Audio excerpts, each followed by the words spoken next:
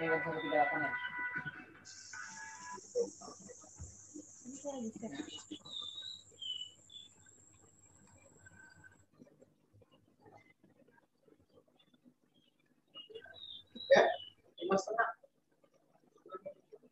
Kurang lebih 15-14 ribu.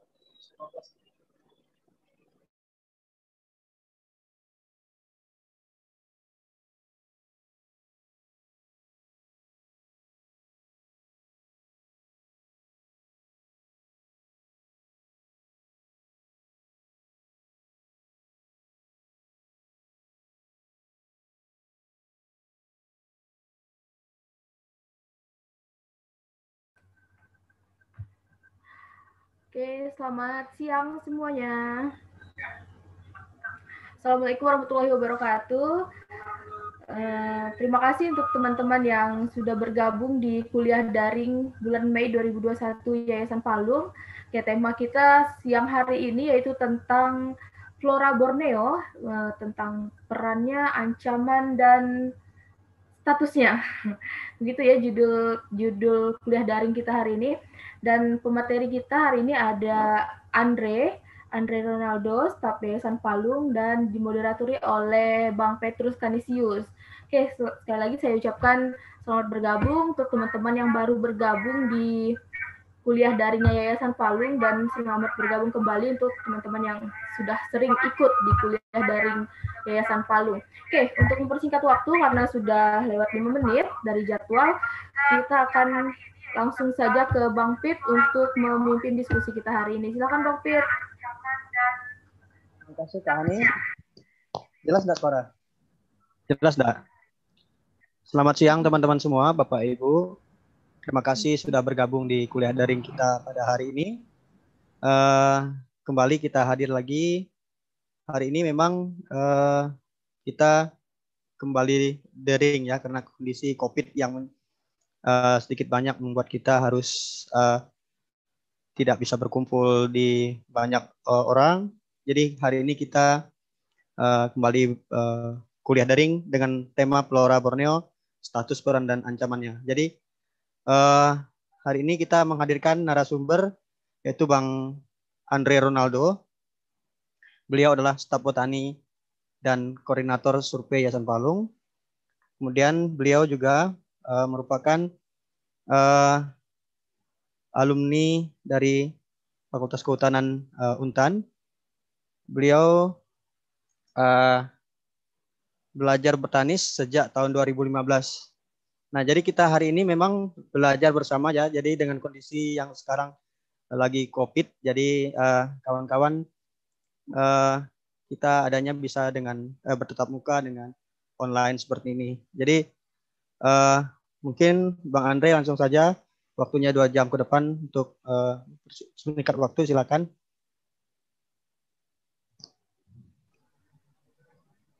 Baik, terima kasih Bang Pit atas kesempatannya. Kita coba share screen-nya dulu.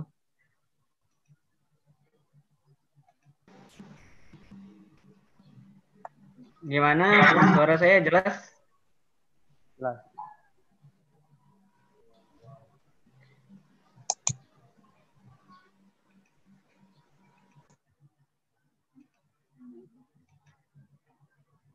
PPT-nya udah tampil ya, Bang Pit?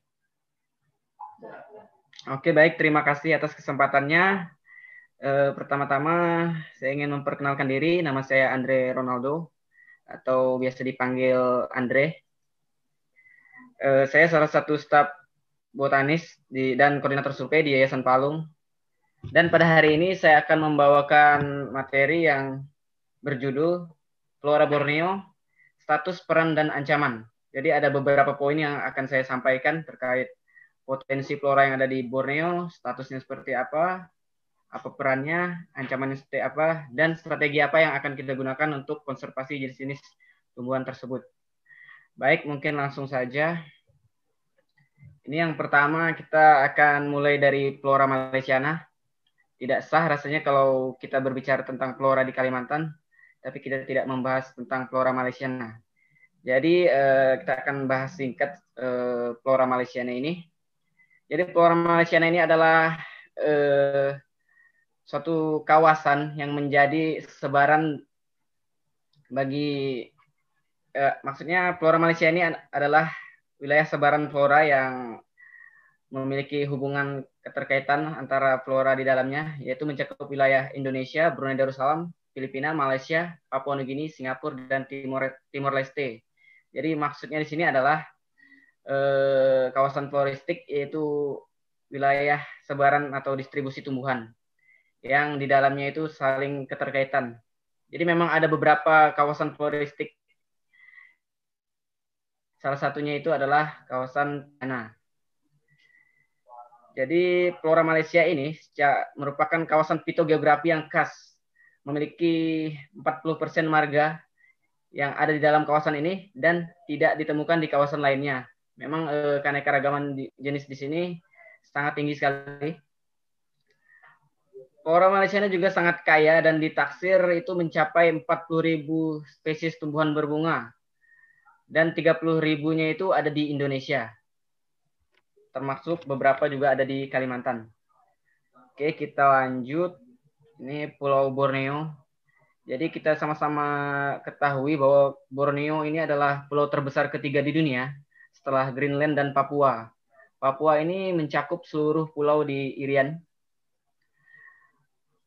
Jadi secara umum Borneo ini adalah sebutan untuk pulau secara geografis, artinya tidak terbatas wilayah administrasi.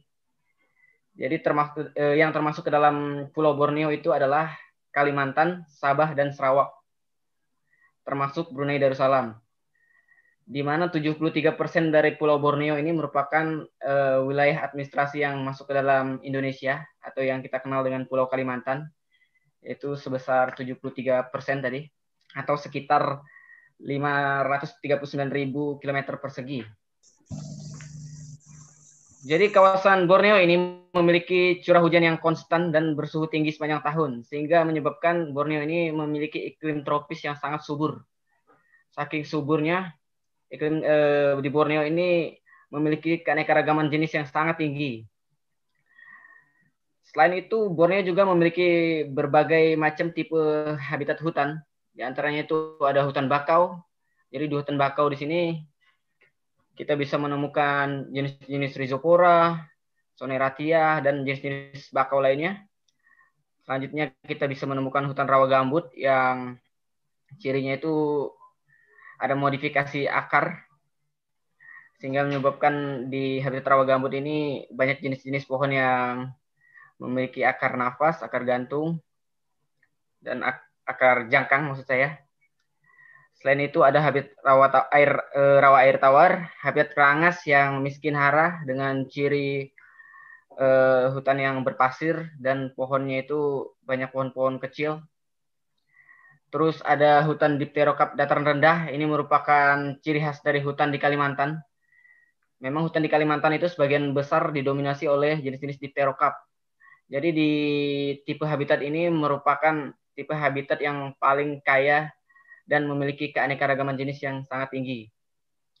Selain itu ada habitat batuan kapur. Habitat batuan kapur ini merupakan habitat yang sangat unik karena hanya jenis-jenis tertentu saja yang bisa tumbuh di habitat ini dan tingkat endemiknya cukup tinggi juga. Selanjutnya ada pegunungan bawah dan pegunungan atas. Nah, pegunungan bawah ini merupakan peralihan dari dataran rendah ke pegunungan atas, sehingga jenis-jenisnya itu merupakan jenis-jenis yang ada di hutan dipterokarp dataran rendah dan campuran dari jenis-jenis tumbuhan yang ada di pegunungan atas. Nah, kalau hutan pegunungan atas ini sudah sangat beda sekali dengan pegunungan bawah dan hutan dataran rendah, karena jenis-jenisnya itu berdiameter kecil, berlekuk, dan berdaun jarum. Salah satu contohnya itu jenis-jenis dari famili Podocarpaceae dan famili Ericaceae. Oke, kita lanjut.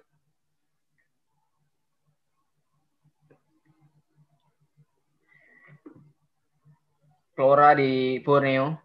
Jadi flora di Borneo ini merupakan flora terkaya di Kepulauan Sunda. Kepulauan Sunda ini adalah istilah yang digunakan untuk beberapa pulau berdasarkan geografi, yaitu Pulau Kalimantan, Sumatera, Jawa, dan Bali. Karena memang menurut sejarah geografinya pada zaman dahulu kala, daratan Jawa, Kalimantan, Sumatera, dan Bali ini merupakan satu daratan, yaitu disebut dengan Pulau Sunda atau Sundaland. Namun sekarang sudah terpecah, tapi masih memiliki hubungan jika dilihat dari segi jenis-jenis flora yang ada di dalam kawasannya.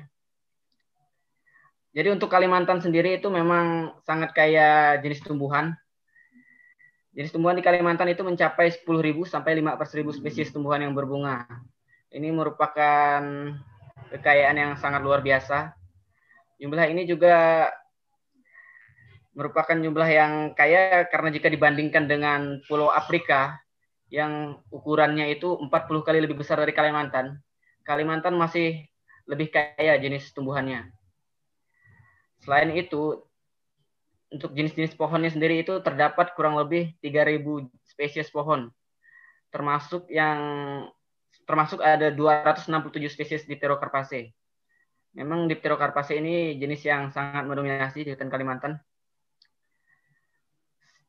Selain itu ada terdapat anggrek berjumlah 2.000 spesies, 100 spesies pakis, dan Kalimantan juga merupakan pusat penyebaran dari kantong semar atau Nepenthes. Tingkat endemik di Kalimantan juga cukup tinggi, yaitu mencapai 34% dari seluruh spesies yang ada di Kalimantan merupakan endemik Kalimantan. Dan 58% dari jenis Dipterocarp yang di Kalimantan juga merupakan endemik Kalimantan. Selain itu, jenis-jenis Dipterocarp, Kalimantan juga kaya dengan jenis-jenis pohon buah hutan dan jenis-jenis tumbuhan obat yang memang dimanfaatkan oleh masyarakat lokal. Tapi memang banyak dari kita di sini tidak mengenal jenis-jenis tumbuhan tersebut. Karena memang jenis-jenis tumbuhan tersebut memang sudah langka, sehingga kita generasi baru tidak mengenalnya. Jadi kekayaan jenis tumbuhan ini berdasarkan hasil eksplorasi yang sudah lama. Dan menurut LIPI, bahwa catatan eksplorasi ini masih sangat kurang, sehingga mereka menilai masih banyak tumbuhan di Indonesia terutama yang belum tereksplorasi. Artinya belum diungkapkan spesiesnya. Jadi masih sangat memungkinkan kita bertemu jenis-jenis spesies baru di Indonesia. Oke, kita lanjut. Tadi kita sudah berbicara sedikit tentang potensi yang ada di hutan Kalimantan. Sekarang kita berbicara tentang statusnya. Status di sini adalah status konservasi atau status perlindungannya secara hukum. Jadi untuk di Indonesia sendiri memang banyak sekali aturan-aturan yang sudah dibuat untuk mendukung konservasi flora dan fauna yang ada di Indonesia. Yaitu salah satunya adalah yang paling terbaru, Peraturan Menteri Lingkungan Hidup dan Kehutanan nomor P106 tahun 2018 tentang tumbuhan dan satwa liar yang dilindungi. Selain yang ada di Indonesia, secara internasional juga ada 2 status konservasi tumbuhan, yaitu IUCN Red List, ini status kelangkaan, dan ada CITES, status perdagangannya. Kita akan bahas satu persatu. Ini Peraturan Menteri Lingkungan Hidup Kehutanan nomor 106, yaitu tentang jenis tumbuhan dan satwa yang dilindungi. Jadi peraturan ini merupakan revisi yang paling baru dari Permen nomor 20 tahun 2018. Jadi ini yang kita gunakan saat ini. Setidaknya itu di dalamnya itu terdapat 117 jenis tumbuhan yang tergolong ke dalam 13 famili itu dilindungi dalam peraturan pemerintah, Peraturan Menteri Lingkungan Hidup di sini. Di antaranya itu adalah 59 jenis kantong semar, 28 jenis anggrek, 13 jenis Rafflesia, 8 jenis pohon, 6 jenis palem, dan 3 jenis tumbuhan bawah. Yang sangat disayangkan adalah jenis-jenis pohon sangat sedikit sekali yang dilindungi di aturan ini. Mungkin harapan kita ke depan berdasarkan hasil kajian-kajian riset bisa membantu agar beberapa jenis pohon yang memang sudah mulai langka bisa masuk ke dalam Peraturan Menteri Lingkungan Hidup dan Kehutanan. Ini beberapa jenis tumbuhan dilindungi di Kalimantan yang masuk ke dalam daftar dilindungi peraturan menteri tersebut. Di antaranya adalah Borasodendron bornense, Heritiera globosa, beberapa jenis kantong semar seperti Nepenthes bicalcarata, Nepenthes peci, beberapa jenis anggrek yaitu Phalaenopsis gigantea. Ini merupakan anggrek bulan yang sudah mulai langka. Terus ada Raplesia tuan mudae. Ini jenis Raplesia endemik Kalimantan. Yang setahu saya cuma terdapat di Cagar Alam Raya Pasih yang ada di Singkawang. Selanjutnya itu Aetoxylum simpellatum. Ini gaharu buaya yang sebarannya sangat banyak sekali di daerah Hulu Kapuas. Oke, kita lanjut. Ini berdasarkan UCN. Jadi UCN Red List ini memang salah satu lembaga internasional yang berkompeten untuk mengeluarkan daftar merah atau UCN Red List. Daftar tersebut berupa status kelangkaan suatu spesies. Jadi memang ada beberapa parameter dalam penentuan status kelangkaan spesies tersebut. Di antaranya itu berapa sih jumlah populasinya di alam, berapa sih luas sebarannya, tingkat ancamannya seperti apa. Nah, dari hasil itu diakumulasi sehingga muncullah status-status yang ada seperti di gambar di bawah, yaitu status punah, terancam, dan risiko rendah. Kita mulai dari LC. LC ini less concern atau risiko rendah. Artinya jenis tumbuhan dan populasinya itu masih banyak di alam, tapi sudah mengalami ancaman sehingga dia dikategorikan less concern, risiko rendah. Selanjutnya lagi status yang lebih tinggi yaitu near threatened atau hampir terancam. Dan status yang selanjutnya adalah vulnerable, ini genting. Endangered itu terancam. Critical endanger ini sangat terancam atau kritis. Dan sampai tahap yang paling tinggi ada EW atau extinct in the wild. Jadi dia sudah punah di alam, tapi hanya ada di kawasan pelestarian X itu. Dan yang paling tinggi adalah extinct atau punah di alam. Jadi harapannya dengan adanya UCN Red List ini bisa menjadi acuan kita dalam pengelolaan populasi jenis-jenis yang terancam agar tidak punah. Ini juga bisa menjadi dasar bagi pemerintah dalam mengeluarkan aturan untuk jenis-jenis tumbuhan yang dilindungi. Ini beberapa contoh jenis-jenis tumbuhan yang masuk dalam daftar UCN Red List. Yang pertama itu ada Sorea platycarpa atau meranti batu, biasa juga orang menyebutnya meranti paya. Jadi statusnya sudah kritikal ya, sangat terancam. Berdasarkan pengalaman saya selama beberapa tahun terakhir, memang kalau Sorea platycarpa ini sangat jarang ditemukan yang berukuran besar. Kita biasa menemukan hanya berupa anakan dan pohon kecil saja, di luar habitat hutan konservasi. Tapi kalau di kawasan konservasi mungkin kita bisa menemukan yang diameternya lebih besar. Selanjutnya itu ada Dipterocarpus sublamelatus atau yang biasa kita sebut keruing. Ini statusnya endanger. Dan ada Dipterocarpus grandiflorus, ini juga jenis keruing. Ada jenis resak, Cotyledobium burki, statusnya endanger. Ini juga sangat banyak di habitat kerangas dan gambut.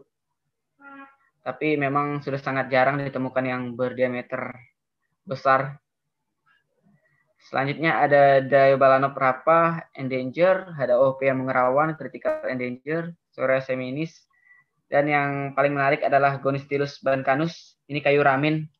Jadi memang kayu ramin ini menjadi buruan bagi para illegal logger karena jenis kayunya memang cukup kuat untuk dijadikan sebagai bahan bangunan. Berdasarkan pengalaman saya di lapangan juga sangat jarang sekali bertemu jenis Gonistilus bancanus ini yang berdiameter besar. Kita hanya menemukan jenis tingkat tiang dan semai. Jadi memang sangat penting untuk melindungi jenis-jenis ini agar tidak punah. karena ini sudah berdasarkan kajian IUCN Red List, statusnya sangat terancam. Ini menjadi penting untuk kita perhatikan bersama. Selanjutnya CITES. Jadi CITES ini adalah perjanjian internasional yang mengatur tentang perdagangan spesies hewan dan tumbuhan. Jadi maksud dari pengaturannya ini agar spesies dan hewan tumbuhan yang langka tidak terancam punah. Jadi ada beberapa kategori dalam CITES ini yang kita kenal dengan istilah Appendix 1, 2, dan 3. Jadi Appendix 1 ini maksudnya adalah daftar seluruh spesies yang terancam dari segala bentuk perdagangan internasional. Jadi ini status yang paling tinggi di CITES. Artinya spesies yang masuk ke dalam Appendix 1 tidak boleh diperdagangkan. Nah, kalau yang Appendix 2 ini daftar spesies yang tidak terancam punah tapi mungkin akan terancam punah bila perdagangan terus berlanjut. Sedangkan Appendix 3 daftar spesies yang telah dilindungi di suatu negara dalam batas-batas kawasan habitatnya yang dapat dipertimbangkan. Jadi yang dalam Appendix 3 ini bisa dipertimbangkan untuk dimasukkan ke Appendix 2 atau Appendix 1. Kalau Appendix 1 tidak boleh diperdagangkan, Appendix 2 boleh diperdagangkan namun harus ada izin-izin tertentu. Dan Appendix 3 ini yang menjadi kajian apakah dia akan masuk ke Appendix 1 atau 2. Oke, kita lanjut. Ini contoh-contohnya. Jadi kalau menurut daftar CITES memang banyak jenis-jenis tumbuhan bawah yang masuk ke dalam daftar CITES ini. Salah satunya itu adalah anggrek hitam atau Selogen pandurata. Dan memang rata-rata yang masuk ke dalam CITES ini di Kalimantan sendiri itu merupakan kategori Appendix 2. Belum ada yang masuk dalam kategori Appendix 1. Ini selain Selogen pandurata, ada Phalaenopsis gigantea atau anggrek bulan. Ada Cymbidium finlaysonianum. Terus ada anggrek bicalcarata. Ini anggrek yang sangat unik. Ada 2 taring. Ini di Taman Nasional Gunung Palung kita masih bisa menemukan jenis-jenis ini.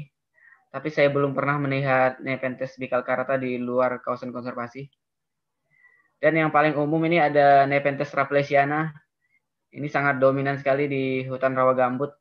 Kalau kita ke hutan rawa gambut Kalimantan, kita pasti ketemu nih sama Nepenthes rafflesiana. Terus ada Aquilaria malacensis atau gaharu. Ini juga masuk ke dalam Appendix 2. Dan ada Nepenthes clypeata. Nepenthes clypeata ini juga dilindungi karena Nepenthes clypeata ini sangat unik. Ini merupakan salah satu Nepenthes endemik yang ada di Bukit Kelam, yang penyebarannya hanya terbatas di Bukit Kelam saja. Jadi di Kalimantan, si Nepenthes clypeata ini hanya di Bukit Kelam, tidak ditemukan di kawasan hutan lainnya. Selain itu, Gonistylus bancanus. Selain masuk ke dalam daftar IUCN Red List sebagai critical endanger, Gonistylus bancanus juga tergolong ke dalam CITES yaitu Appendix 2. Seharusnya ini juga masuk ke dalam status yang dilindungi oleh pemerintah Republik Indonesia. Oke, sekarang kita lihat beberapa publikasi tumbuhan langka yang dipublikasi oleh teman-teman dari LIPI. Ini ada 2 buku, yaitu yang pertama Strategi Konservasi 12 Spesies Pohon Prioritas Nasional, dan ada buku Tumbuhan Langka Indonesia, 50 jenis tumbuhan terancam punah. Yang pertama ini 12 jenis pohon prioritas, itu di dalam buku ini termuat 12 jenis pohon prioritas nasional yang memang jenisnya itu diprioritaskan dalam konservasi nasional. Di antaranya itu yang terdapat di Kalimantan adalah kayu kapur atau Derebalanopsis aromatica, belian, Eusideroxylon zwageri, pohon teratung atau durian hutan, ini Durio ocleanus, ada durian burung, Durio graveolens, ada pohon mersawah, Anisoptera costata, dan tengkawang Sorea pinanga. Jadi memang hasil kajian ini dalam menentukan jenis ini menjadi prioritas itu sangat panjang sekali, kawan-kawan bisa baca sendiri di bukunya.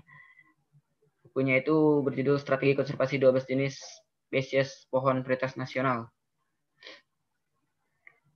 Dan selain itu di buku 50 jenis tumbuhan langka yang terancam punah, beberapanya juga terdapat di Kalimantan. Di antaranya adalah pohon tengkawang atau Sorea pinanga, ada durian burung juga, Durio graveolens, ada Nepenthes bicacarata, Nepenthes peci, dan Nepenthes, pengulangan.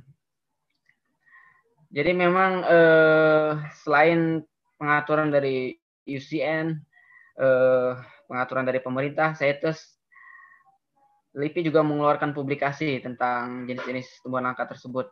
Dan saya pikir ini sudah sangat sesuai dengan keberadaan status kelangkaannya, karena memang jenis-jenis yang disebutkan di sini populasinya sudah sangat jarang di alam. Kita hanya bisa menemukannya banyak itu di kawasan konservasi seperti Taman Nasional, Cagar Alam. Kalau di luar kawasan konservasi kita sudah sangat jarang menemukan jenis-jenis tersebut. Mungkin bahkan teman-teman tidak ada yang tahu dengan dengan keberadaan jenis-jenis tersebut.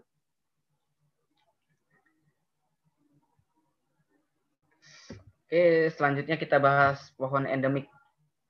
Jadi suatu jenis tumbuhan disebut endemik itu karena wilayah persebarannya itu terbatas hanya di wilayah tertentu. Jadi jenis pohon endemik Kalimantan artinya sebaran jenisnya itu hanya terbatas di Kalimantan saja. Jadi tidak ditemukan di daerah lainnya, seperti itu. Jadi ada juga publikasi yang menjelaskan tentang jenis-jenis pohon endemik Kalimantan. Itu publikasinya Pak Kade Sidiasah pada tahun 2015. Jadi dalam buku tersebut bisa kita simpulkan. Jadi jenis pohon endemik Kalimantan itu berjumlah 1.433 jenis pohon yang termasuk ke dalam 218 genus dan 65 famili. Dan di antaranya itu rata-rata yang endemik itu adalah dari famili Dipterocarpaceae. Jadi dari famili Dipterocarpaceae ini tercatat 117 jenis yang endemik.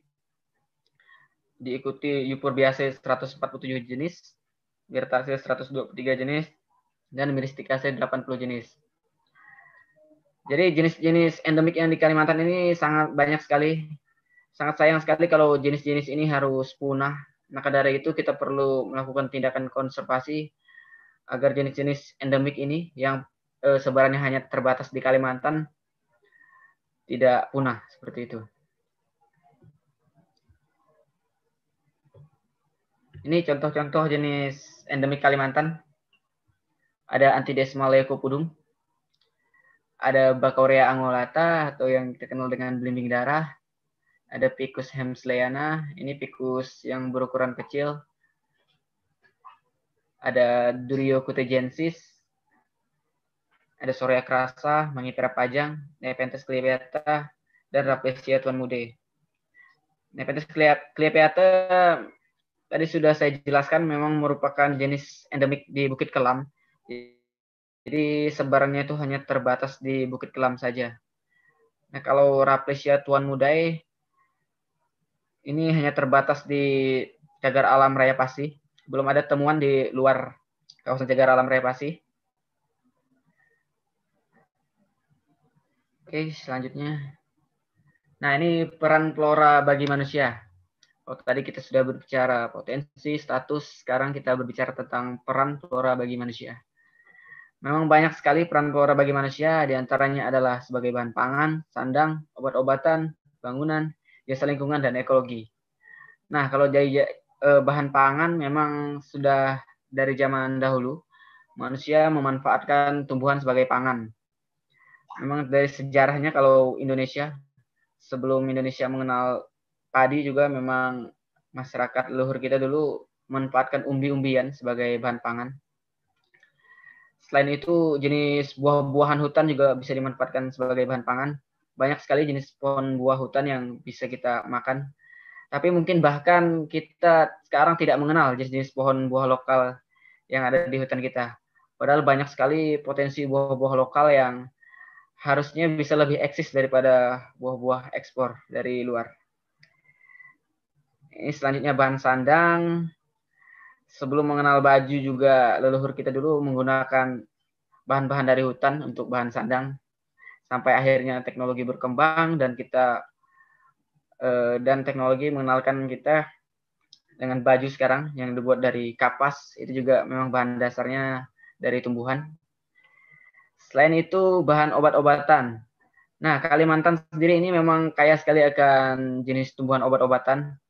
Ini berdasarkan kearifan lokal masyarakat, terutama masyarakat adat Dayak yang memang banyak memanfaatkan obat-obatan, tumbuhan obat-obatan sebagai pengobatan tradisional. Nah, ini juga menjadi hal yang menarik. Banyak sekali jenis-jenis tumbuhan obat. Tentunya kita perlu melihat apa sih kandungannya, untuk mengobati apa sih. Nah, ini kan kita perlu kajian lebih dalam agar bisa mempublikasikan jenis-jenis tersebut sehingga bisa dimanfaatkan secara optimal, seperti itu. Peran tumbuhan selanjutnya itu ya sebagai bahan bangunan. Memang bahan bangunan ini menjadi salah satu kebutuhan juga, karena manusia memang tidak terlepas dari kebutuhan akan kayu, terutama untuk membangun rumah.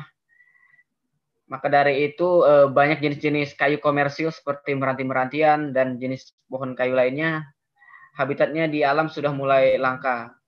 Karena memang eksploitasi untuk kebutuhannya itu sangat tinggi sekali, sehingga menyebabkan jenis-jenis kayu yang di alam sudah mulai punah. Tentunya perkembangan populasi manusia juga ikut mempengaruhi terhadap menurunnya populasi jenis pohon kayu di alam. Karena semakin tinggi populasi manusia, semakin tinggi juga kebutuhan akan bahan bangunannya. Seperti itu.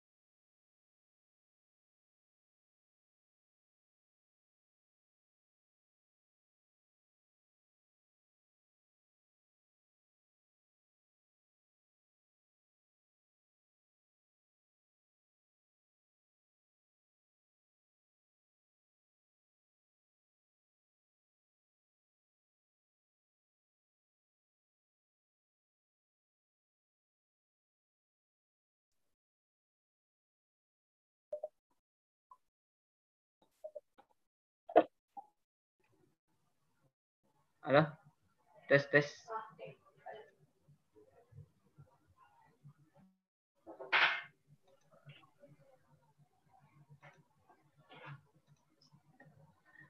Mohon maaf karena ada gangguan jaringan sedikit. Jadi kita ulangi dari Jasa Lingkungan dan Ekologi.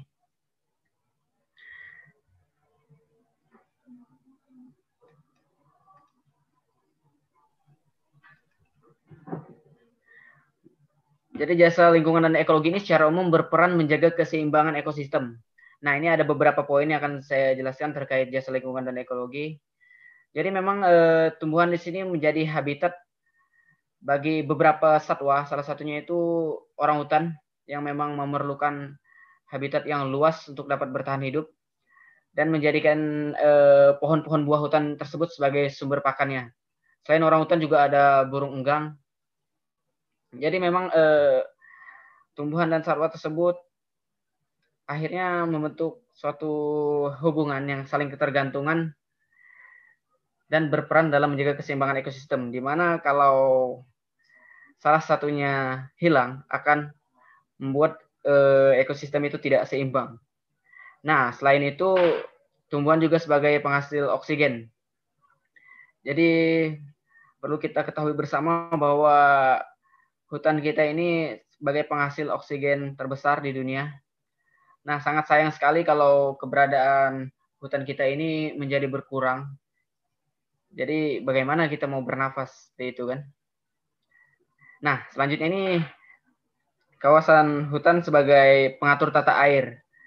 Jadi rusaknya suatu vegetasi hutan ini menyebabkan tata airnya itu tidak beraturan. Dan yang paling berdampak itu contohnya adalah banjir. Jadi kalau hutannya sudah rusak, maka ada kemungkinan terjadi banjir dan karena daya serap airnya kurang, sehingga kapasitas airnya melimpah. Selanjutnya sebagai penyimpan cadangan karbon. Nah, jadi kalau kawasan hutan ini hilang atau terbakar, itu akan melepas karbon ke udara sehingga menyebabkan perubahan iklim. Ini juga menjadi perhatian agar kita bisa menanggulangi kebakaran hutan karena dapat menyebabkan perubahan iklim. Selain itu, menciptakan iklim mikro. Jadi kalau kawan-kawan pernah ke hutan, kita berjalan dari terik panasnya matahari, dan setelah masuk ke hutan itu akan terasa sekali perbedaan yang sangat signifikan. Ini istilahnya adalah iklim mikro. Jadi alam ini memberikan iklim mikro sehingga udaranya itu segar, sejuk, dan tidak panas. Nah, selain itu hutan ini sebagai sarana rekreasi. Rekreasi di sini jadi kita yang jarang ke hutan bisa pergi ke suatu tempat berekreasi. Nah, di sini kita akan menikmati keindahan hutan kita. Baik dari keindahan hutannya, airnya yang segar, dan suara-suara burung atau yang kita kenal dengan istilah soundscape. Oke, selanjutnya. Nah, ini tumbuhan sebagai spesies kunci. Jadi tumbuhan sebagai spesies kunci, tumbuhan memegang peranan penting dalam keseimbangan ekosistem. Jadi kalau spesies kunci ini maksudnya, jadi kalau spesies ini hilang akan menyebabkan ketidakseimbangan ekosistem.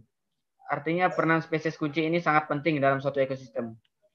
Salah satu contoh spesies kunci di alam adalah orangutan dan enggang sebagai penyebar biji.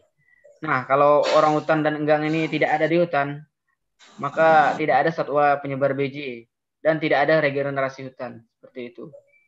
Nah, kalau kita lihat dari segi tumbuhan yang menjadi spesies kunci ini artinya tumbuhan itu berperan sebagai sumber pakan bagi satwa.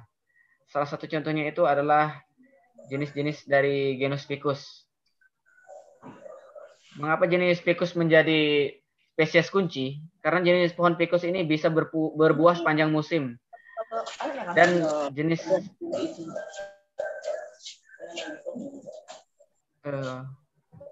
ada suara siapa?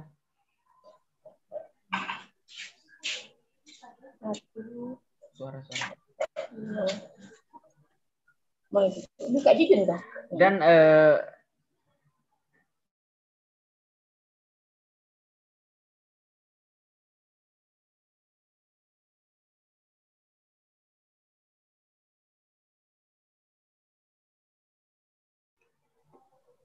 ada suara? Maaf, ada sedikit gangguan lagi.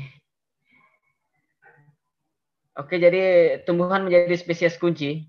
Artinya tumbuhan tersebut menjadi penyedia sumber makanan bagi satwa yang ada di dalamnya. Nah, jadi kalau si tumbuhan ini hilang, maka akan menyebabkan ekosistem tersebut tidak seimbang. Jadi contoh tumbuhan yang menjadi spesies kunci itu adalah tumbuhan dari genus Ficus. Kenapa si Ficus ini disebut spesies kunci? Karena si Ficus ini bisa berbuah sepanjang musim. Dan jenis-jenis di antara Ficus tersebut itu musim berbuahnya itu berbeda-beda. Misalnya si Ficus A berbuahnya pada bulan Januari, si Ficus B pada bulan Februari. Nah, jadi hal tersebut memberikan ketersediaan makanan yang cukup bagi satwa liar yang ada di dalam hutan. Dan memang jenis-jenis Ficus ini menjadi makanan bagi banyak satwa. Selain orangutan, Ficus juga dimakan oleh jenis dari burung enggang, kelampiau, kelasi, monyet, dan banyak jenis lainnya. Seperti itu. Jadi keberadaan spesies kunci ini sangat penting dalam menjaga keseimbangan ekosistem. Oke, kita lanjut.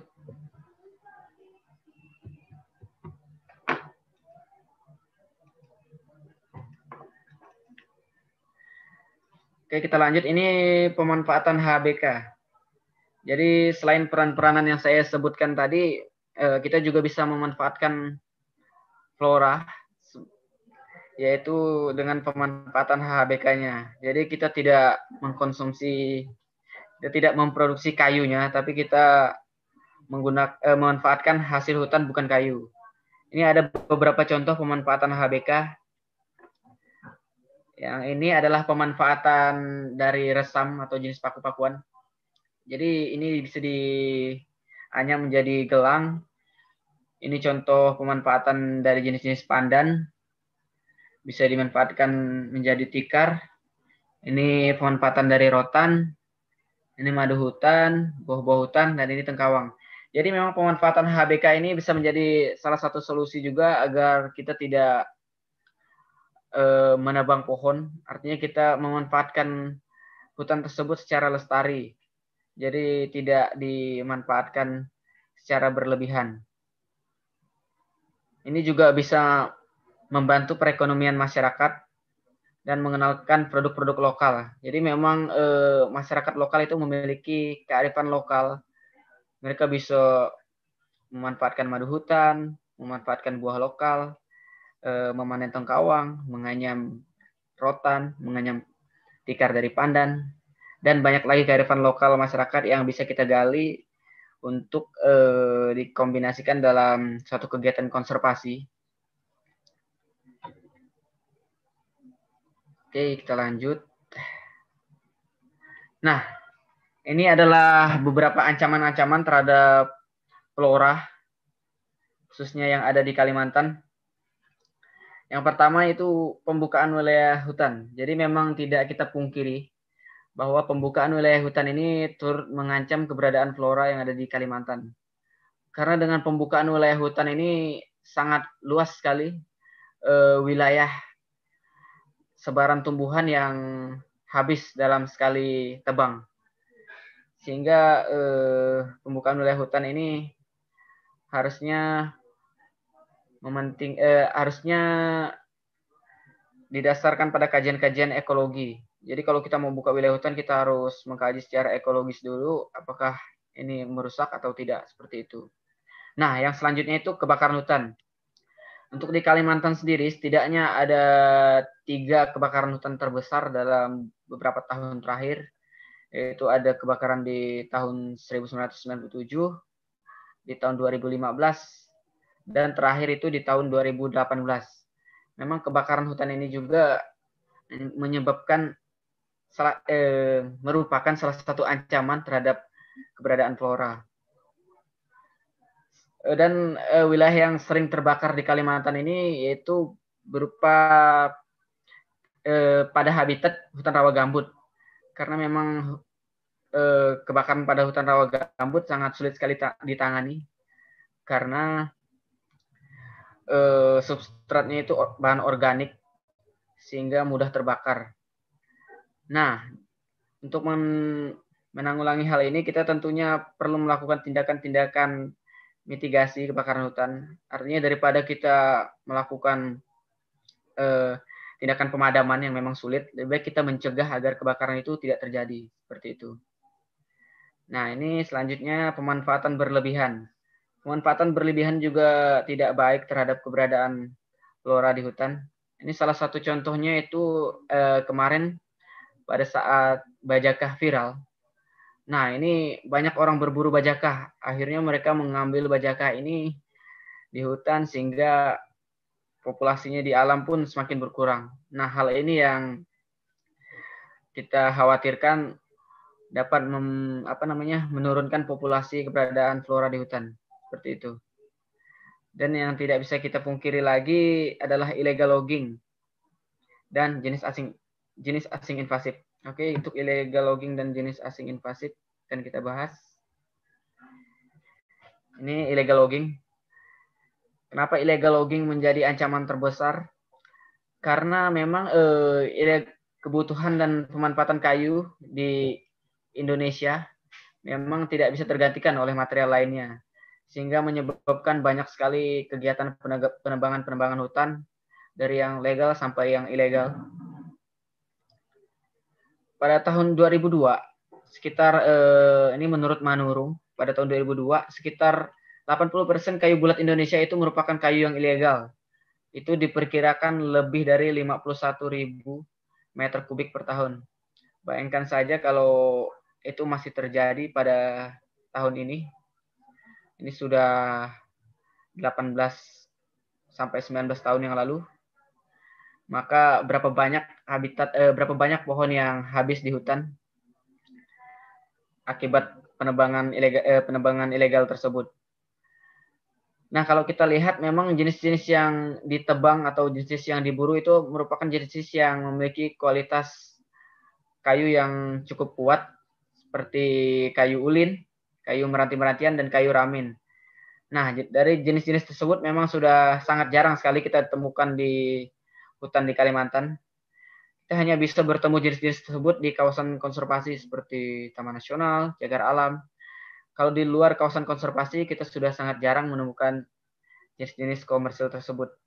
Karena memang illegal logging sudah sejak lama ada di Kalimantan, sehingga illegal logging ini menjadi ancaman yang terbesar di hutan Kalimantan.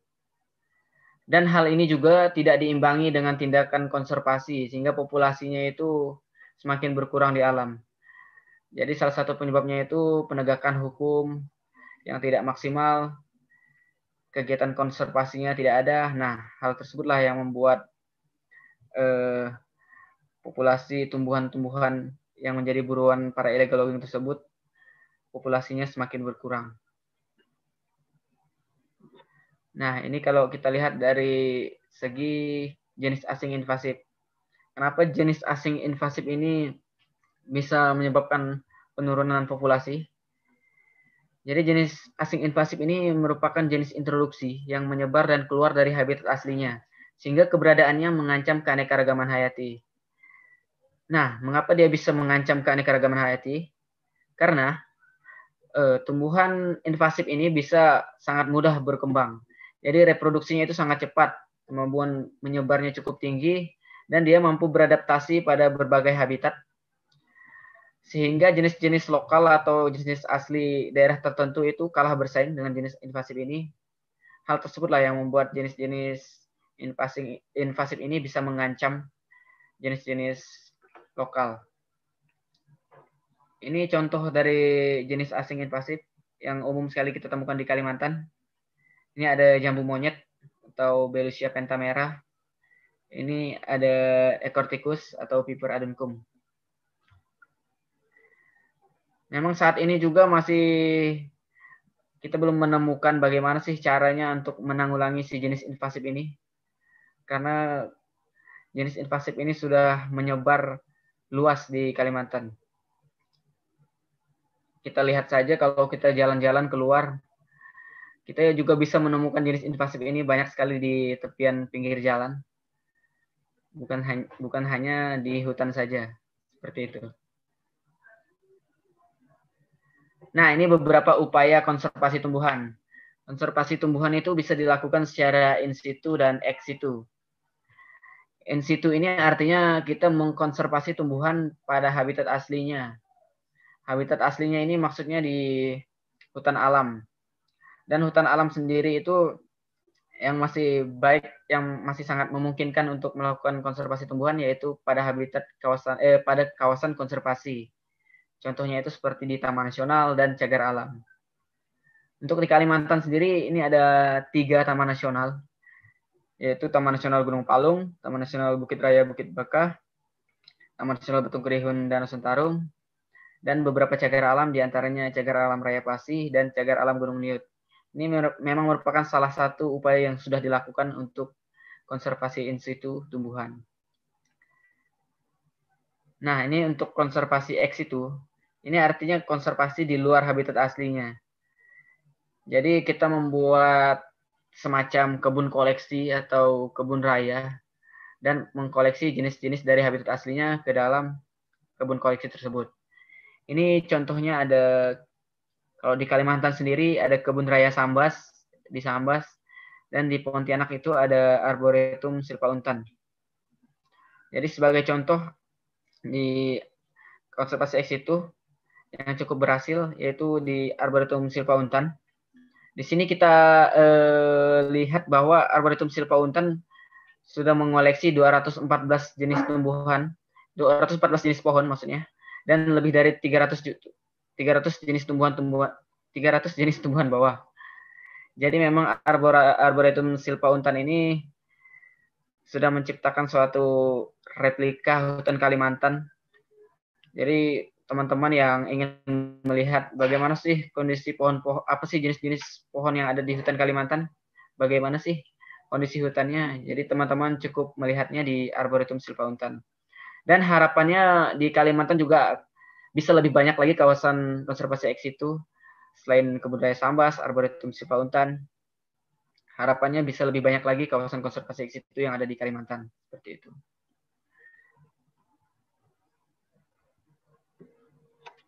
Oke, selanjutnya kita bahas strategi konservasi pohon langka. Jadi memang untuk strategi konservasi pohon langka itu sudah dibahas dalam buku strategi konservasi 12 jenis pohon langka prioritas nasional. Mereka menyebutkan ada 4 strategi untuk konservasi pohon langka. Jadi 4 strategi tersebut juga bisa kita gunakan dalam mengkonservasi jenis-jenis pohon langka lainnya. Yang pertama itu dari segi strategi, aturan, dan kebijakan.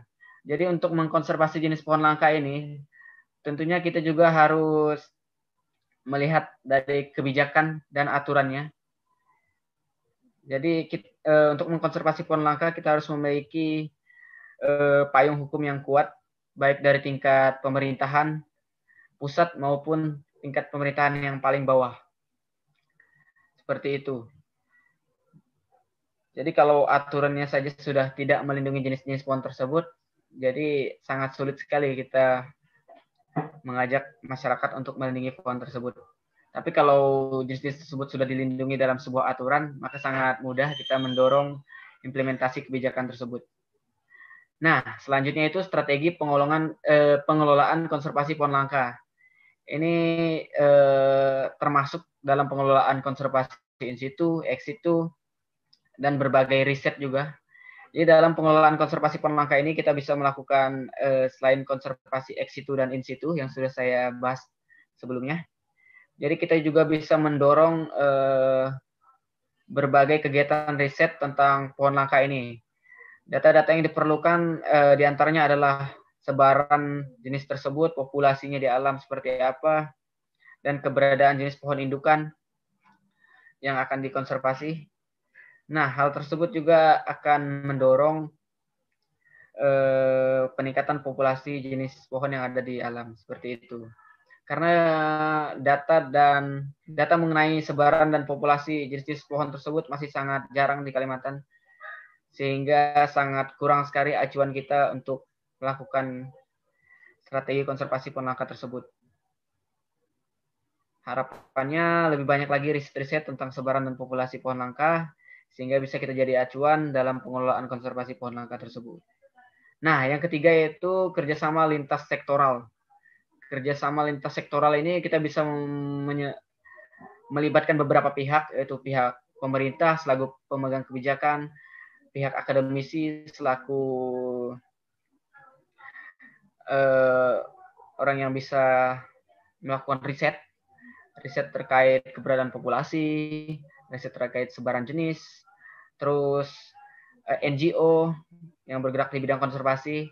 Selain itu tentunya kita juga harus bekerja sama dengan lapisan masyarakat, karena lapisan masyarakat lah yang akan mengimplementasikannya di lapangan seperti itu. Selanjutnya, strategi penguatan peran serta masyarakat. Jadi peran serta masyarakat di sini memang sangat penting sekali dalam upaya konservasi pohon langka. Jadi selain kita sudah melakukan strategi di aturan kebijakan, di pengelolaannya, kerjasama lintas sektoral, dan yang paling terpenting adalah peran serta masyarakat. Jadi hal yang pertama yang harus kita lakukan adalah memberikan pemahaman kepada masyarakat tentang jenis-jenis pohon yang dilindungi. Jadi memang harus ada upgrading terhadap masyarakatnya, terhadap pemahamannya tentang keberadaan jenis pohon langka. Nah, selain itu kita juga selain mengajak masyarakat untuk mengkonservasi jenis tumbuhan langka tersebut, kita juga tidak bisa melepaskan bahwa masyarakat juga mempunyai kebutuhan terhadap ekonomi. Jadi kita harus melakukan pemberdayaan terhadap masyarakat ini, tidak hanya berbicara tentang pelestarian pohonnya saja, tapi kita juga harus memperhatikan ekonomi masyarakat. Artinya untuk masyarakat yang masih bergantung pada penebangan kayu untuk kebutuhan hidupnya, kita harus mencarikan alternatif mata pencarian untuk masyarakat agar masyarakat tersebut kebutuhan ekonominya tercukupi dan dia juga ikut melakukan pelestarian terhadap keberadaan pohon langka tersebut. Oke, ini selanjutnya apa yang sudah kami lakukan di Yayasan Palung. Jadi di Yayasan Palung kita melakukan pemberdayaan terhadap masyarakat dalam upaya penyelamatan bentang alam di sekitar kawasan Taman Nasional Gunung Palung. Ini di luar kawasan Taman Nasional Gunung Palung, yaitu tepatnya di Kecamatan Simpang Hilir, Sukadana. Jadi kita melalui skema perhutanan sosial, kita membina 7 hutan desa yang ada di sekitar kawasan Taman Nasional Gunung Palung. Jadi kawasan binaan kita ini umumnya itu berupa hutan rawa gambut sekunder yang merupakan hutan bekas kebakaran dan illegal logging. Memang masyarakat di sekitar sini memanfaatkan kayu sebagai pendapatannya. Nah, dari sini maka perlu adanya pembinaan terhadap masyarakat bahwa kita harus memberikan penyadaran, selain kita memberikan penyadaran bahwa pentingnya melindungi jenis-jenis pohon langka, pentingnya melindungi habitat bagi orang hutan tersebut, kita juga harus memikirkan bagaimana sih alternatif agar masyarakat ini mata pencariannya itu bisa tergantikan selain dengan menebang hutan. Tentunya masyarakat juga perlu makan, jadi kita tidak hanya berbicara tentang pelestarian alamnya saja, tapi kita juga berbicara tentang kebutuhan ekonomi masyarakatnya juga. Seperti itu. Ini untuk hasil riset beberapa, salah satu contoh saja hasil riset yang sudah kami lakukan di tahun 2020. Tepatnya itu di kawasan hutan desa landscape hutan lindung gambut Sungai Paduan. Jadi berdasarkan hasil riset tersebut, kami diperkirakan terdapat 33 individu orang hutan di kawasan tersebut dengan kepadatan 0,5 orang hutan per kilometer persegi. Selain itu ditemukan sebanyak 104 jenis pohon yang tergolong ke dalam 38 famili dengan total jenis pohon 1.735 pohon. Dengan indeks dominasinya itu 0,04, artinya dominasi jenisnya tidak terpusat pada satu jenis saja. Indeks keanekaragaman jenisnya itu 1,74, artinya keanekaragaman jenisnya sedang. Ya memang pada habitat hutan rawa gambut umumnya itu dominasi jenis itu sedang. Indeks kelimpahan jenisnya 0,86, artinya pola penyebaran individu tiap jenisnya itu merata. Indeks kekayaan jenis 12,91, termasuk sangat tinggi. Keberadaan jenis pohon makanan orang hutannya itu sebesar 60%. Dan terdapat 3 jenis pohon yang sangat terancam punah. Jadi pada lokasi survei kami menemukan jenis pohon yang sangat terancam punah, yaitu jenis kruing paya atau Dipterocarpus coriaceus, ada meranti paya atau Sorea platycarpa, ada ramin, Gonistrellus bencanus. Memang jenis-jenis pohon langka yang kami temukan tersebut diameternya sangat kecil sekali, sangat jarang kami menemukan yang berupa pohon besar. Yang kami temukan adalah berupa tiang dan semai. Nah, harapannya dengan adanya data acuan dari hasil riset kami ini, kami bisa melakukan tindakan konservasi selanjutnya berupa rehabilitasi hutan, terutama jenis-jenis yang merupakan pakan orang hutan, dan jenis-jenis yang merupakan jenis pohon langka tersebut. Artinya, paling tidak kita harus melindungi jenis-jenis jenis pohon langka yang dalam tingkat semai tadi agar dia bisa tumbuh menjadi pohon seperti itu. Oke, mungkin sekian presentasi dari saya. Saya kembalikan ke Bang Pit. Oke, Bang Andre, terima kasih atas uraiannya sangat menarik sekali untuk kita pelajari ataupun juga untuk bahan kajian itu semua mungkin ya. Jadi Kalimantan ini mungkin bisa dikatakan sebagai pusat flora gitu mungkin ya. Dan yang ada sekarang ini menjadi satu kesatuan yang tidak terpisahkan dari tatanan kehidupan kita. Jadi di satu sisi itu dibutuhkan, tetapi juga di satu sisi itu menjadi ancaman, dan di satu sisi juga harus bagaimana strategi atau langkah apa yang bisa kita lakukan untuk menyelamatkan itu, begitu Bang Andrea. Nah, dari beberapa uraian tadi, mungkin teman-teman sudah ada yang bertanya Bang Andre di chat di kolom chat kita, mungkin bisa saya sampaikan. Ini dari Egy, dari sekian banyak jenis pohon, kenapa cuma 8 yang masuk daftar dilindungi katanya? Terus apa saja syarat dan kategori tanaman itu supaya masuk dalam daftar dilindungi? Begitu Bang Andre. 8 dilindungi. Kenapa hanya 8? Dan apa saja syarat atau kategori tanaman supaya dapat masuk dalam daftar dilindungi seperti itu? Mungkin bisa dijawab langsung Bang Andre. Oke, baik. Terima kasih Bang Pit. Jadi menurut peraturan pemerintah, peraturan Menteri Lingkungan Hidup dan Kehutanan, bahwa hanya ada 8 jenis pohon saja yang dilindungi ya. Jadi memang kita tidak bisa mengintervensi peraturan dari pemerintah karena mereka mungkin sudah punya ketetapan-ketetapan tertentu, kajian-kajian tertentu untuk menetapkan suatu jenis ini dilindungi. Tapi kita bisa melihat bisa mengkaji keberadaan jenis-jenis tersebut melalui UCN Red List, karena di UCN Red List sudah menyediakan data berupa list spesies yang bukan dilindungi ya, berdasarkan status kelangkaannya, seperti itu. Dan untuk menentukan suatu status kelangkaan itu tentunya ada beberapa parameter.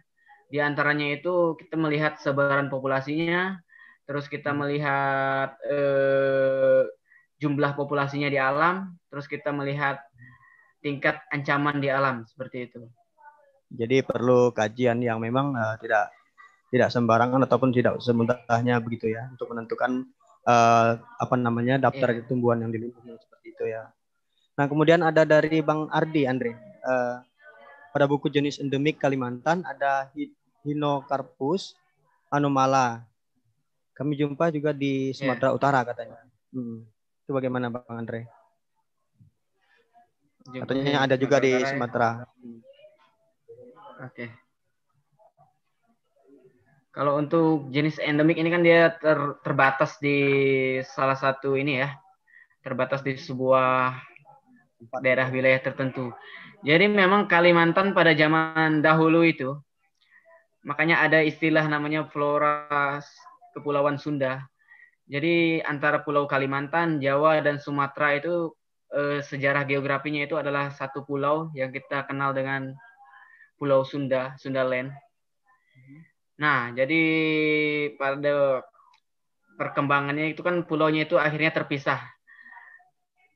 Karena sejarah geografi pulaunya pernah menyatu. Jadi saya pikir ada kesamaan jenis tumbuhan itu sangat mungkin sekali antara Kalimantan, Sumatera, Jawa, dan Bali. Mungkin di bukunya perlu direvisi ya kalau memang itu ditemukan juga di daerah lain seperti itu.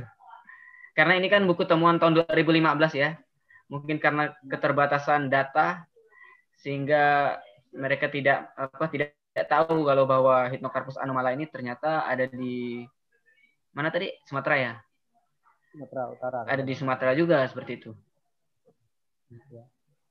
Nah, itu Bang Ardi. Jadi mungkin saja dulu karena pulaunya bisa menyatu, awalnya menyatu kemudian terpisah, tidak ada kesamaan jenis itu gitu ya Bang Andre ya. Nah, kemudian ada dari Bang Seto Hardiansyah. Apakah sebelumnya rekan-rekan ada yang mengetahui tentang tanaman Bucephalandra? Bucephalandra. Itu bagaimana Bang? Oke. Jadi kalau Bucephalandra ini setahu itu di akuatik dia ya, di air. Dan dia itu hanya tumbuh di habitat hutan yang masih terjaga kelembapannya. Jadi di daerah perbukitan dekat wilayah berbatu seperti itu. Pernah sih, pernah tahu sih. Nah, kemudian ada lagi dari Muhammad Sainullah, Bang Andre. Selamat siang katanya. Salam sejahtera untuk kita semua. Nama saya Muhammad Sainullah, saya dari Surat Observasi Kalbar. Saya ingin bertanya, upaya konkret seperti apa yang harus dilakukan anak muda dan pemerintah daerah dalam menangani masalah degradasi spesies-spesies tanaman langka seperti yang disebutkan pada presentasi tadi. Terima kasih. Jadi bagaimana upaya-upaya dari pemerintah daerah, kemudian anak muda untuk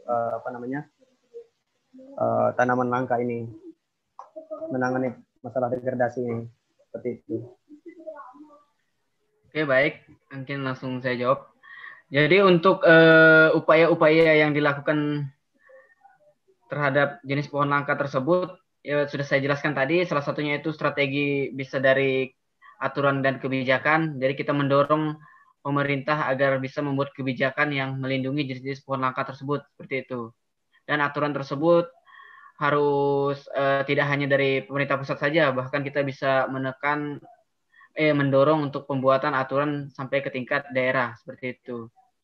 Nah, selain itu hal konkret yang bisa kita lakukan adalah kita mulai kita mencari tahu dulu dasar-dasarnya. Jadi jenis apa saja sih yang mulai langka ini? Nah, kalau kita sudah tahu jenis-jenisnya, kita bisa mulai eksplorasi saja. Kita bisa mulai eksplorasi dan kita membuat kebun persemaian sendiri.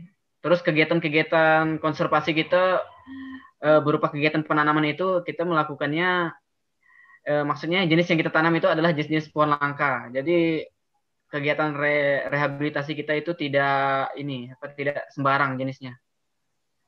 Karena negara kita ini pulau yang sangat kaya dengan tumbuhan, tapi kita rehabilitasinya menanam jenis-jenis pohon dari luar. Seperti pohon trembesi. Nah, itu kan bukan pohon lokal ya. Harusnya Padahal kita di itu lokalnya menanam banyak jenis pohon gitu. yang lokal dan langka. Nah, seperti itu sih hal konkret yang bisa kita lakukan. Mulai dari hal yang terkecil saja sih kalau menurut saya. Kemudian dari Bang Arianto Santoso, Bang Andre, apakah lahan gambut itu mempunyai peranan penting untuk tumbuhan yang hidup di atasnya? Dan apa saja jenis tumbuhan yang dapat hidup di atas lahan gambut yang nantinya mereka juga akan memiliki peranan untuk ekosistem di sekitarnya, seperti itu. Ada enggak tumbuhan yang tumbuh di lahan gambut yang memiliki peranan untuk ekosistemnya? Jadi memang lahan gambut ini kan substratnya itu bahan organik ya, sehingga lahan organik yang terendam air, sehingga tumbuhan yang tumbuh di sini ini adalah tumbuhan yang mampu beradaptasi dengan kondisi habitat di rawa gambut, dengan kondisi substrat bahan organik dan terendam air. Jadi jenis-jenis yang dapat tumbuh di sini memang jenisnya itu sangat spesifik sekali. Artinya jenis yang mampu beradaptasi di habitat ini. Contohnya itu adalah jenis-jenis dari punak atau Tetrameristra glabra, terus jenis jelutung, jenis-jenis memang banyak sekali sih jenis-jenisnya. Salah satunya itu jelutung tadi saya sebutkan Diera, dan jenis-jenis yang berakar jangkar seperti Calophyllum, Syzygium, seperti itu. Oke. Kemudian dari Muhammad Sainullah lagi. kayu belian dinilai sangat dibutuhkan guna kebutuhan konstruksi karena bersifat kayunya yang sangat keras. Seiring berjalannya waktu, permintaan kayu belian kian meningkat katanya. Jadi kebutuhan konstruksi sangat banyak sehingga mengakibatkan konflik antara masyarakat dan otoritas perlindungan kawasan yang dimana kayu belian yang ada di dalamnya itu menurut saya dalam menyelesaikan masalah ini penting adanya pembudidayaan tanaman yang dibutuhkan masyarakat seperti belian. Nah, pertanyaannya adalah apakah memungkinkan pembudidayaan tanaman semacam kayu belian ini diadakan secara legal oleh masyarakat? Terima kasih katanya. Budidaya kayu belian. Ya tentunya kita bisa melakukan strategi kerjasama lintas sektoral ya. Artinya jenis-jenis tersebut upaya tersebut bisa kita bisa kita wujudkan dalam suatu kerjasama. Jadi misalnya jenis tersebut ada di kawasan Taman Nasional. Nah, kita bisa bisa bekerjasama dengan Balai Taman Nasional dengan peraturan-peraturan yang sudah ada. Seperti apa sih? Apakah bisa kita melakukan pengambilan bibit di kawasan tersebut untuk kegiatan budidaya? Harusnya sih bisa, karena kita sesuai dengan kebutuhannya adalah upaya konservasi jenis tumbuhan langka. Seperti itu mungkin. Oke, Bang Andre, tadi sempat Andre tadi sempat mengulas tentang bagaimana 50 jenis tumbuhan langka, termasuk di antaranya adalah makanan satwa endemik ataupun misalnya pakan dalam artinya juga habitat seperti itu. Nah, kalau ketersediaannya bagaimana di lingkupan misalnya in situ atau ex situ-nya seperti itu, bagaimana Bang Andre? Kalau melihat misalnya ketersediaan pakan, kemudian habitatnya, kalau contoh misalkan di Taman Nasional lah seperti itu, bagaimana?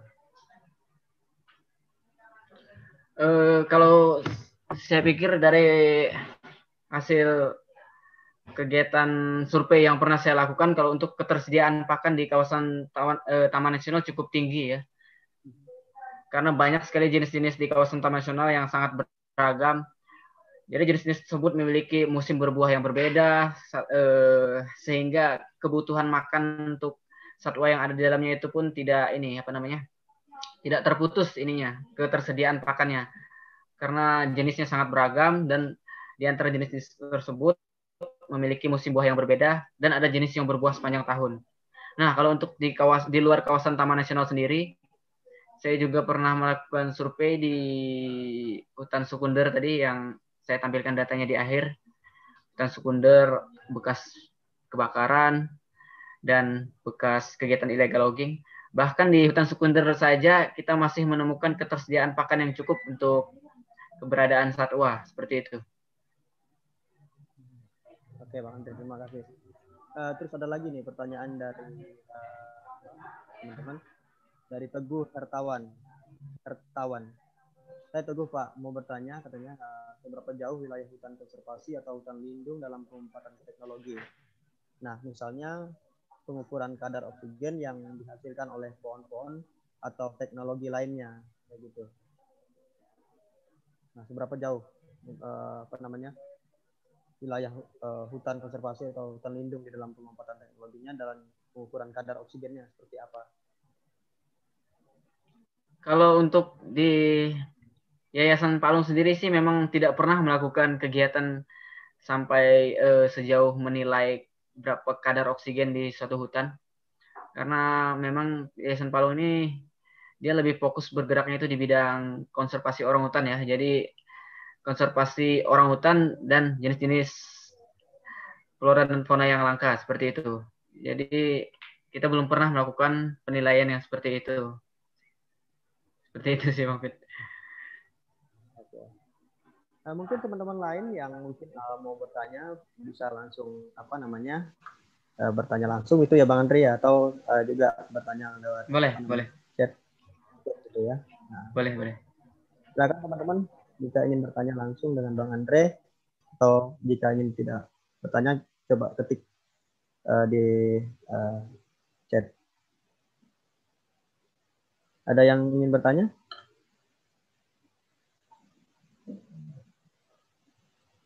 Oh iya, Bang Andre tadi sempat menyebutkan apa namanya, kita itu terluas ketiga gitu ya, dalam artian pulaunya di Kalimantan ini ya, gitu ya. Sangat menarik menurut saya karena dalam kaitannya tuh kaya dengan tumbuh-tumbuhan yang ada di dalamnya seperti itu.